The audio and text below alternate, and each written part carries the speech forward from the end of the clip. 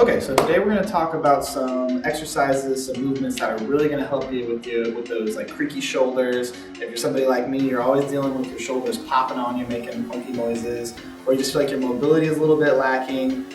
These are going to be great exercises to work into not only your warm-up, your exercise itself, and some daily movements that you need to do every single day.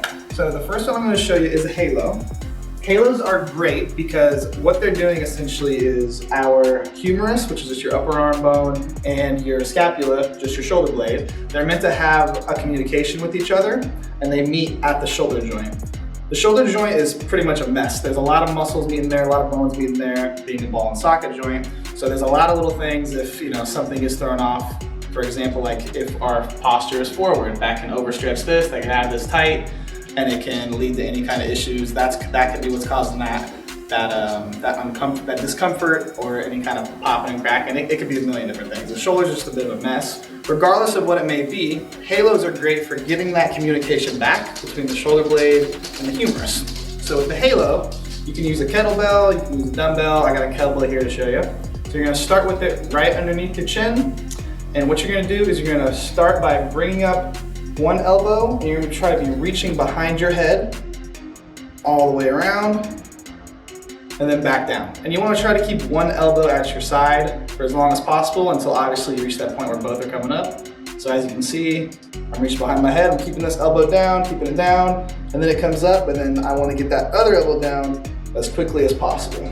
The point of that is to keep the movement nice and concise, and we're not just getting wild because that's not really serving any purpose. So I'll show you guys a few side views here. So same thing, reaching around my head.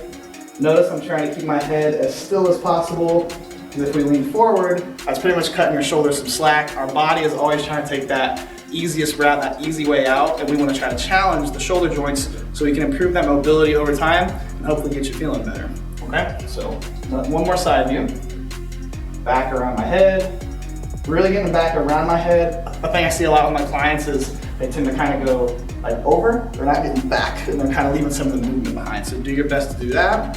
One more little thing to focus on with this, and the rest of the exercises I'll be showing you today, is focus on your ribs. So when we're going behind our head, it's gonna be really easy for our ribs to pop up like that. That's doing a couple things. Again, that's our body taking the easy way out. That is our thoracic spine popping in, cutting the shoulders joint some slack, and making it so we don't really have to challenge that mobility.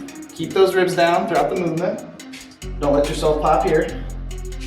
Try to complete the movement like that. Another thing that does when those ribs pop up is putting a lot of pressure on your spine. You can kind of create a pinching motion in the lumbar. That can lead to just a little bit of discomfort, but if you really hyperextend and if you have some weight in your hand, that can lead to some pretty serious injuries that we definitely want to avoid. Okay, so there's the halos. You can do those with kettlebell, dumbbell, whatever. Great exercise for your warm-up. In the exercise routine itself, very flexible. Okay, so the next thing I'm going to show you is a drill with the mini band. So the great thing about the mini band, for what I'm going to use it for, is it is trying to pull our hands in, and what that's requiring is our rear delts to fire to keep our hands pulled apart and some tension on the band. So when you do this, you should feel it right away, kind of like back of that shoulder. Rear delts are responsible for, one of their responsibilities relative to your shoulder mobility is keeping your posture upright. When you end up a lot like this, that's just kind of how the world throws us into on our phones desks. I talked about it a lot in other videos, so I won't go there too much. This is a great way to not only get those muscles back there firing that kind of go, it's easy for us to slack on working our back, and then it also plays into getting our scapula working just like in that last drill. So when we pull back, make sure you're giving your shoulder blades a good squeeze together, keeping the band apart the whole time as I'm doing this. Keep those elbows in, and then as you reach as far as you can without hunching over.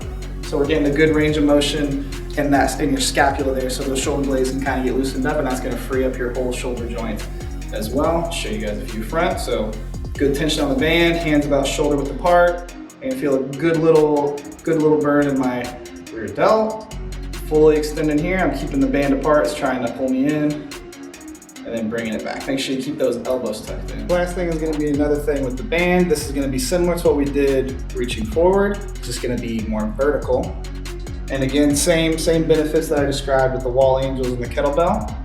Now we're bringing in the band to it to get those rear delts firing, So forearms are gonna be flat against the wall, trying to keep that tension in the band. We're trying to keep those ribs down and extend them all the way up. Big breath out on the extension, just like the wall angels, and that's it. So go ahead and play around with these different movements, figure out which ones feel best on your shoulders. Some of these might not feel great, and so then just in that case, they're not for you. So experiment a little, try to work them into your daily routine, especially on days that you're working out as part of your warm-up, and let's see if that helps improve your shoulder mobility.